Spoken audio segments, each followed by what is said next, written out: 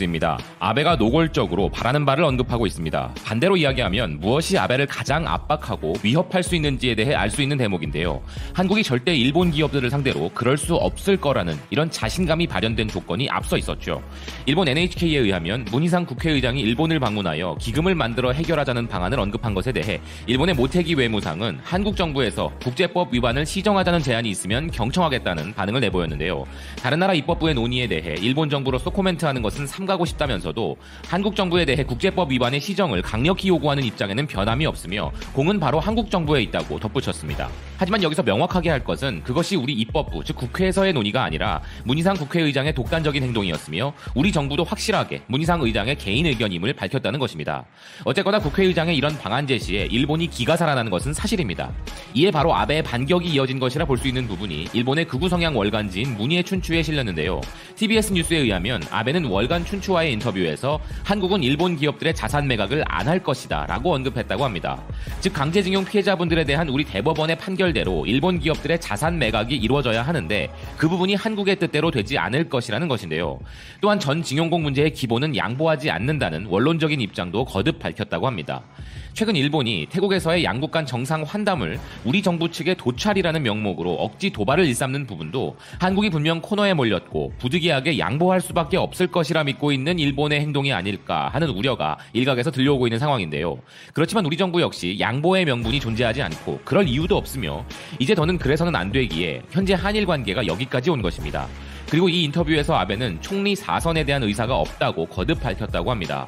그럼 이제 남은 총리 임기 2년 안에 끝장을 보겠다는 자세로 더욱 공격적으로 드라이브를 걸어올 것이 자명하기에 우리 역시 그에 대한 대비가 철저해야 할 것이라는 의견입니다. 한국과 일본의 무역 분쟁은 일본보다 한국에 더 큰 타격이 있을 것.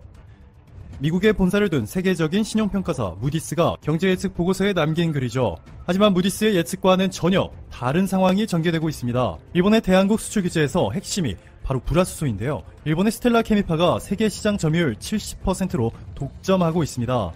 이 회사는 어떻게 되었을까요? 한국에 수출을 안 하는 것이 아니라 이제는 못하게 된 일본의 세계 1위 불화수소 회사 스텔라 케미파가 최근 충격적인 실적을 발표하였습니다. 일본 회계연도 기준 2020년 2분기, 즉 정확하게 일본의 수출 규제를 시작한 날짜인 7월 1일부터 10월 31일까지 실적을 공개하였는데요.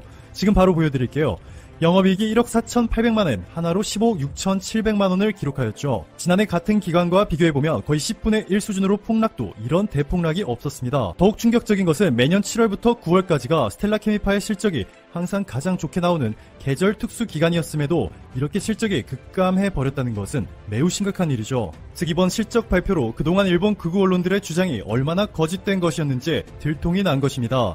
그동안 이들은 일본의 불화수소만큼 싸고 품질이 좋은 것은 전 세계 어느 곳에서도 없다며 마치 일본 회사들이 마진을 거의 남기지 않고 한국의 반도체 회사들에 저렴한 가격에 공급해주고 있다는 듯이 말하였지만 한국에 수출하지 못하게 된 스텔라 케미파의 영업이익이 얼마나 떨어졌는지 이번 실적 발표를 통해 밝혀졌습니다. 일본이 얼마나 높은 마진을 남겨가며 그동안 한국의 반도체 회사들의 고순도 불화수소를 팔아왔는지 세상에 공개된 것이죠. 한국에 대한 의존도가 절대적으로 높은 일본 회사는 스텔라 케미파뿐만이 아닙니다. 일본의 의류 회사들이 그야말로 초비상 사태에 있는데요. 일본 불매운동이 시작되고 난 후에 절대 금액으로는 유니클로가 받은 타격이 가장 높습니다. 보시는 것처럼 유니클로의 한국 매출액은 1년에 1조 3,732억 원인데 불매운동 후 70%가 감소한 것으로 알려졌기 때문에 1년에 9,600억 원 정도가 날아간다는 것이죠. 물론 타격이 매우 큽니다. 그런데 유니클로의 매출 대부분이 일본과 중국에서 창출되고 있다는 점을 고려한다면 유니클로라는 회사가 송두리째 흔들릴 만한 타격이라고 보기에는 어려운 것이 사실이죠. 그런데 일본의 데스상트는 완전히 다릅니다. 일본 데스상트의 주식 차트만 보셔도 얼마나 심각한지 느껴지시죠? 투자자들이 한국에서 불매운동한다고 괜히 겁먹고 오버하는 것이 절대 아닙니다. 데스상트의 실적 구성을 보시면 유니클로와는 다르게 한국 비중이 무려 50%로 일본보다 더 높습니다. 1년에 전세계 매출액이 1조 4천억 원인데 이 중에서 7천억 원 이상이 한국에서부터 창출되는 것이죠. 데스상트의 고세키 슈이치 사장은 7월부터 9월까지 데스상트의 매출액이 지난해보다 30% 넘게 감소했는데 예상하지 못한 결과다 라며 충격을 감추지 못했고 올해 데스상트의 순이익 전망을 무려 87% 낮춘 것으로 알려졌습니다. 일본 기업들이 더 이상 얼마나 더 큰 타격을 입고 난 후에야 아베 내각이 한국에 대한 수출 규제를 철회하고 자신의 오판을 인정할지 우리는 그저 경계심을 늦추지 않은 상태에서 한 손에 팝콘을 들고 천천히 지켜보시면 될 것 같습니다. 세계 3위의 GDP, 세계 4위의 무역 규모, 일본이 세계적인 경제 대국이며 한국보다 경제력이 앞서 있다는 것은 사실입니다. 하지만 일본은 1990년대 초중반부터 잃어버린 20년을 겪었고 그동안 우리나라는 빠른 속도로 성장했습니다. 1965년 한일 국교 정상화 당시 1인당 GDP 수준은 일본이 900달러, 한국이 100달러로 일본이 한국보다 9배나 많았습니다. 2018년 기준 현재 일본의 1인당 GDP는 39,000달러이고 한국은 33,000달러입니다. 한국은 일본의 85%까지 따라온 곳입니다.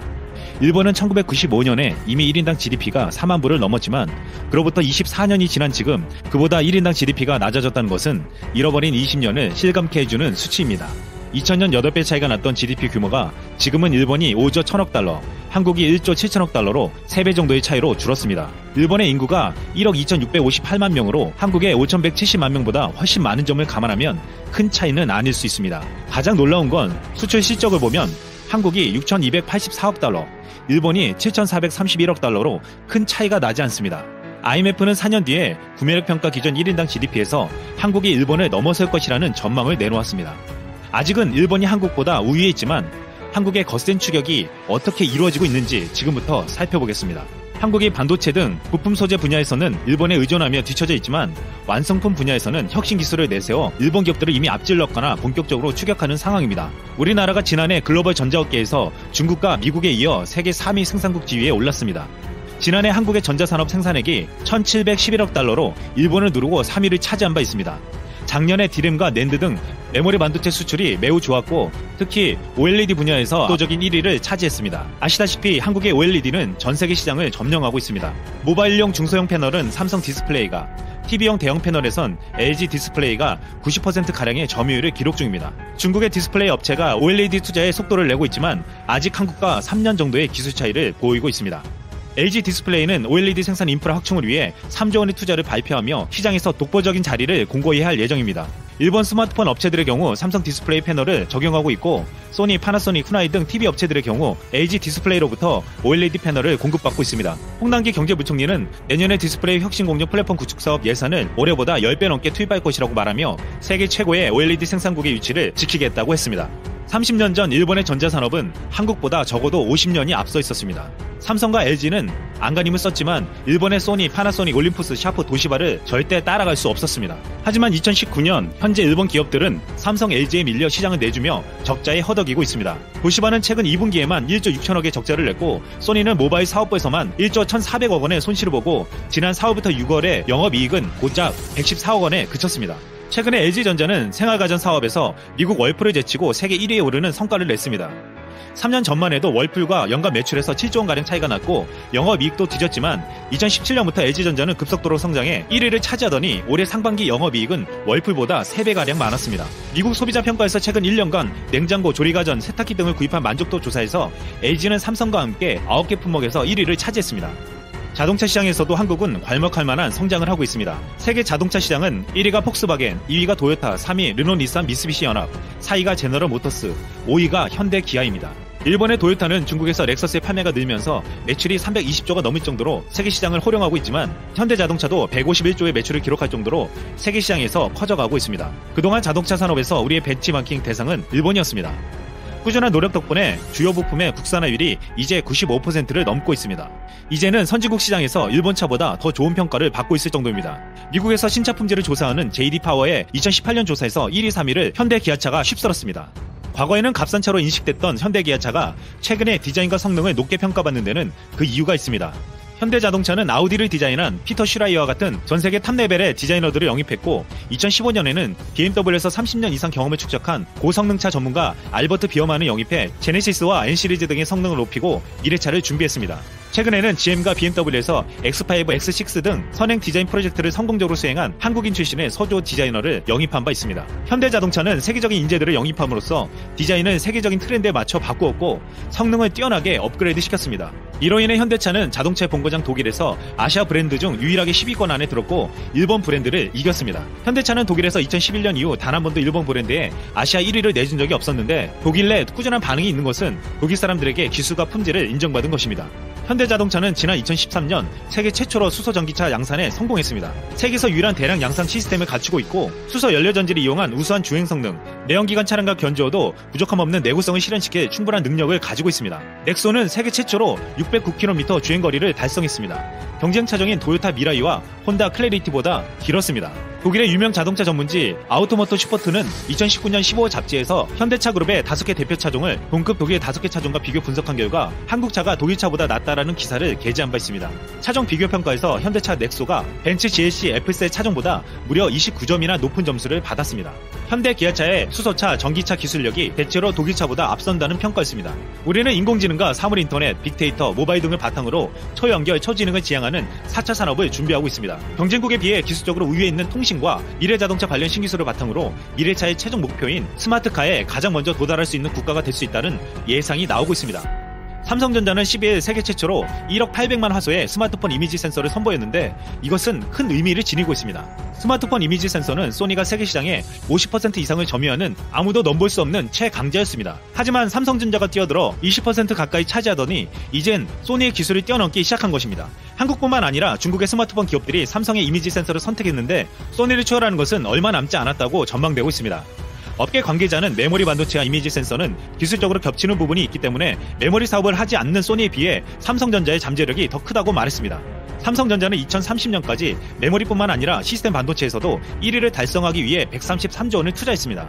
이 목표를 달성한 핵심 사업으로 이미지 센서, 모바일 AP, 파운드리 등이 꼽히고 있습니다. 그동안 이미지 센서는 스마트폰 카메라 등에 주로 활용됐는데 자율주행, 사물인터넷, 인공지능, 5G 등 4차 산업 기술이 상용화될수록 쓰임새가 늘어 시장도 급성장할 것으로 보이고 있습니다. 글로벌 이미지 센서 시장은 지난해 137억 달러에서 2022년 190억 달러 규모로 성장할 전망인데 이는 10년 내에 150조 규모로 늘어날 것이라는 예측이 있습니다. 삼성전자는 5G 통신 장비 매출 점유율 지난해 4분기와 올해 1분기 합계 37%를 기록해 1위를 차지했습니다.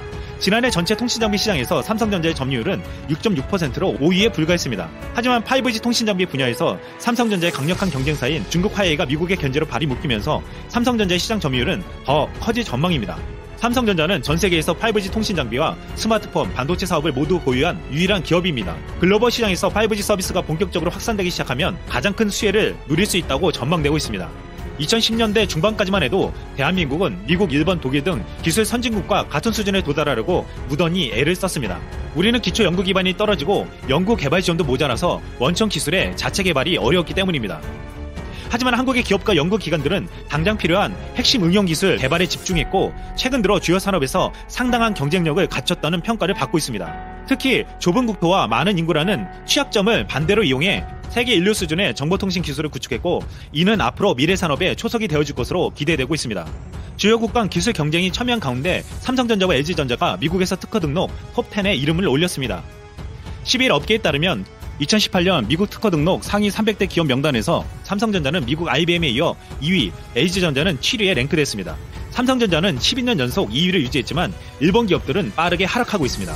일본 기업들은 5년 전 10위 내에 5개나 있었지만 2018년에는 캐논 단 한 곳만 남았습니다. 과거 경제 대국으로 올라서 아시아 최초로 선진국이 되었던 일본. 일본의 경제력은 우리가 결코 따라잡을 수 없을 것 같았습니다. 하지만 그들이 잃어버린 20년을 보내는 사이 우리는 눈부신 성장을 이루며 추격해왔습니다. 이젠 일본을 추월할 날이 머지 않았습니다.